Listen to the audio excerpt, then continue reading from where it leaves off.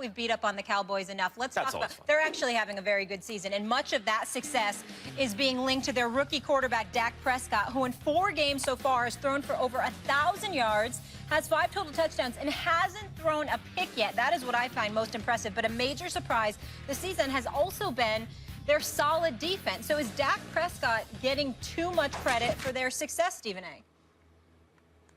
I believe he is, believe it or not. He's been very impressive. I'm not trying to take anything away from him, but that offensive line has been stout. Ezekiel Elliott has been a stud, and the defense has not been that bad. And when you look at Rod Marinelli and what they've been doing with that defense, when you look at McClain and how he's come back and how well he played last week, when you look at the pieces that they have been missing, the DeMarcus Lawrences of the world, the Rolando McClain, the Randy Gregory's of the world and others, and somehow, some way, they still manage to be in this position. Dak Prescott deserves a lot of credit because he's a 4th-round pick and a rookie, playing lights out because he's not turning the ball over. But when you look at numbers, look at Ezekiel Elliott and the 278 yards he's rushed for in the last 2 weeks. Look at this defense and how it stepped up to the challenge, making key stops at pivotal moments. Look at this offensive line not just protecting Dak Prescott, but also creating holes for Ezekiel Elliott and the Dallas Cowboys running game. And when I look at it from that perspective, I think that Dak Prescott hasn't had to come to the rescue, per se. He was impressive against the Redskins. We can't take anything away from them. Can't take anything away from the fact that he hasn't turned the ball over. But the reality is that I think everybody's treating him like he's the second coming of Dan Marino. When Dan Marino took over for Don Strock years ago, if I remember correctly, and had Mark Superduper and had Mark Clayton and went out there and played lights out, and in his second year took the Miami Dolphins to the Super Bowl because he was flinging 300-yard games all over the place just with a rifle arm and doing everything, en route to reminding us or to telling us he was going to be a future Hall of Famer. That's not what I'm getting from Dak Prescott. I'm getting a guy that's far more impressive than I thought he would be because of where he was drafted, by virtue of the fact that he's not turning over the ball and he seems very poised. But that running game and that defense deserves more credit than Dak Prescott at this moment in time. You done with your soliloquy, as you call them when I do them? You all done with that? Professor Smith? Sure. Yeah, Professor Stephen A. Smith. Yeah. Because he is not getting look like a too professor much today. credit. But doctor will suffice because I am Dr. Smith. I do have an honorary doctorate. You do? So You do? Dr. Smith, Dr. Smith would be Who gave you an honorary doctorate? I need to know this. Winston-Salem State University. Wow. Well, congratulations, Dr. Smith. Dr. Smith, So, I apologize. Dr. Smith will They don't be take the just fine. honorary away after that. You just earned that was your dissertation. Listen, Doc, that's my bad. Yeah, look, Dak Prescott's not getting too much credit. He's getting the appropriate amount of credit. Appropriate. That's right, Lord. appropriate. He is getting the credit he deserves. No one's calling him the second coming of Dan Marino. That's a nice straw man you invented. But people think he does look like a young stud quarterback. Now, last year, the idea with the Cowboys was, boy, with that offensive line, if their defense could just be middle of the pack, which it is this year, and Whedon and some backup quarterback can just tread water till Romo gets back, maybe they could make a run. You knew the Cowboys underneath it all just needed a pretty good quarterback and they could maybe stay in the mix. But they have something better than a pretty good quarterback. They have a really good quarterback. Now, he is second in QBR in the NFL at this moment. We all know Matt Ryan is running away with it right now in terms of putting distance between himself and the rest of the pack at the quarterback position, given the way his offense is played. And quarterbacks get a lot of credit, as you pointed out, for the way the whole system works and the way they're integrated into it. Matt Ryan deserves that credit. So does Dak Prescott. Other than Matt Ryan, he is playing as well, according to QBR, better than any other quarterback in the NFL. Now, if you have questions about Dak Prescott, and I do, it's not about whether he's actually an excellent quarterback or he's going to have an excellent career should he stay healthy. I think yes, my answer is yes. The question is, does he hit a rookie wall this year? What happens when other teams start game planning for him as they compile more and more tape on him? You know he's not going to throw no interceptions. What happens when they turn the ball over and things aren't going their way? What happens when the schedule gets much tougher because it's been quite easy so far? The Dallas Cowboys so far all 4 games have come against last-place teams. And their 3 wins combined 3-9 record for the teams that they've beaten. So those are the questions about Dak Prescott. I mean, it's not, is he good or not? We all know he's good. Can he continue to be good? We all know he deserves that. Others also deserve credit on the Cowboys, but so does he, and he's getting that credit correctly. Well, let me ask you a question. Well, you have your questions, I have mine. Don't tell me what questions to field or what is the appropriate question to ask. I'm answering the question that was asked to me. That's what I said he's feel getting like the appropriate saying. amount of When I credit. think about that, when I think about Dak Prescott, you know what I think about, Max? The man has completed 89 passes, 68% of his passes. It's very impressive. 90 QBR, very impressive. Has only thrown three touchdowns. Only 3 touchdowns in 4 games. Well, let me also say this. 29 of these receptions went to Cole Beasley. 29 of those receptions went to Jason Witten. So when I look at it from that perspective, I see a guy that's throwing in between the numbers, short, intermediate passes, and feeding off of that. All I'm trying to say to you is when I think about a quarterback and whether or not somebody's spectacular, I like to see the ability to throw outside the numbers, to feed your wideouts. I want to see the Terrence Williams have more than 14 receptions in 4 games. I know Dez has been hurt, and I get all of that, but I want to see those kind of things. Or a Bryce Butler who's got about 13 receptions in 4 games. I want to see more of that outside the numbers. Let me see you throw the long ball. He hasn't been asked to do that as of yet. No, he's a rookie. It'll be interesting to see. They're handling him correctly. That's why they've won. Listen, I'm not saying they've won games they're supposed to win. Wait a minute. Wait a minute. You're same thing changing with the Carson narrative. Wentz. I'm not saying they're mishandling him.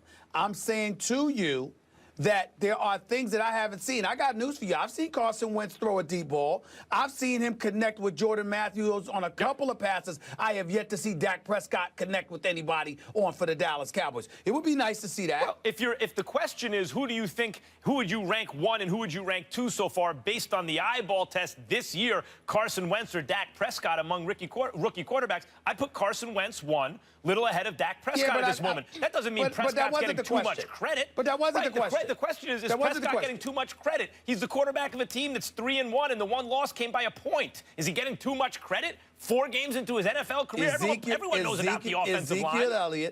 Ezekiel Elliott has rushed for 278 yards in the last 2 games. I think that has a lot to do with the success of the Dallas Cowboys offense, has a lot to do with their running game, has a lot to do with the offensive line, and has a lot to do with a defense that right now is ranked 10th in the NFL. For the Dallas Cowboys, that's a very significant thing. I think that a lot of it has to do with playing the Browns and the Bears. I mean, you know, you really want to talk about it. They've had a weak schedule. But Dak Prescott can't choose the schedule. He can't choose the offensive system, which everyone knew this year. Even had Romo been the quarterback, had he been healthy, everyone knew they drafted Elliott where they did because they wanted to make use of that offensive line in the running game. That was going to be the game plan coming into the season. It's Dak Prescott's fault that they're following it to success. His fault that they're playing weak teams. All he's doing is balling. Gentlemen, let's pick it. Who you got? You going Bengals or Cowboys? Bengals. Well, you know, ask me first because we know it's important for Max to have the last word, even if he has to regurgitate his comments about 4 or 5 times. So ask me first because we all know he's going to interrupt just to get in the last word to say the same thing that he said 10 minutes ago. If I don't interrupt, what's the question? I don't get to say anything. Ask me. Okay, yes. Ask me. Stephen A. What's the question? Stephen A., who are you going with, Cowboys or Bengals? Bengals. Oh, sorry. Bengals. Both going with the Bengals. Bengals. All right. So you just... One more thing I'd just like to have the last word on this. Bengals. Did I mention Bengals? By the way, their defense, I want to have the last word. 10th in points, the Cowboys. Very impressive. So you just heard from these two lovelies. We want to know what you guys think at home. Is Dak getting too much credit for the Cowboys start? Go on the First Take Twitter page, vote. We will share those results a little later in the show. First Take is brought to you by Nissan, innovation that excites. And Geico, 15 minutes could save you 15% or more on car insurance. No Adrian Peterson, no problem for a Vikings team that had started 4-0 after an impressive start on defense. The Vikings defense ranks 2nd in the NFL in points per game, sacks, and defensive efficiency. Expect a defensive battle this weekend because they are taking on a Texans team that held their opponents without a passing touchdown for a 3rd straight game last week. Mark, I'll start with you. What do you expect in this one? Listen, both these defenses are pretty darn good. It's amazing to me the Minnesota Vikings can lose their starting quarterback, their starting running back, and their starting left tackle and actually be better on offense. I think the one thing that Sam Bradford provides for them that not Geno Smith, but Teddy Bridgewater couldn't, is Teddy Bridgewater, and I like Teddy Bridgewater, but Teddy Bridgewater doesn't consistently push the ball down the field. He's not a threat doing that, so teams don't have to defend that. And Sam Bradford can push the ball down the field. He's really accurate. He's played exceptionally well. But this is what I look at. This is where kind of the rubber meets the road. I think that Minnesota's defense is outstanding, and I think that Brock Osweiler is average. And I think they will pressure Brock Osweiler. They will hit Brock Osweiler. And the one thing he has shown me through his 7 starts in Denver and through the first 4 starts of this season, when you get to him, that dude makes bad decisions. He throws the ball away, he throws interceptions, and he takes hits because he holds the ball too long. Against that defense, I think Houston loses. Only thing I'll add, I like Minnesota. I think they have a different kind. Every couple of years, you see a different kind of defense. I think that's Minnesota and the Broncos. They separated themselves. Losing Adrian Peterson, they don't feel the need for a power running game, and they don't have the kind of blocking anyway for that. McKinnon's kind of elusive and I think is therefore not used as much. And Bradford is better at this point than Bridgewater. So they did get better offensively, too, and I like him in this game. Stephen A? This defense against Brock Osweiler, what else is there to talk about?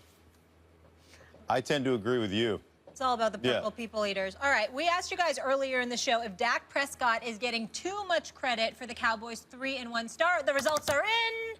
62% say no, he is not getting too much credit. How do you feel about that, Mark Schlereth? I think he's playing exceptional football. And you know what? This guy's got an old soul about him.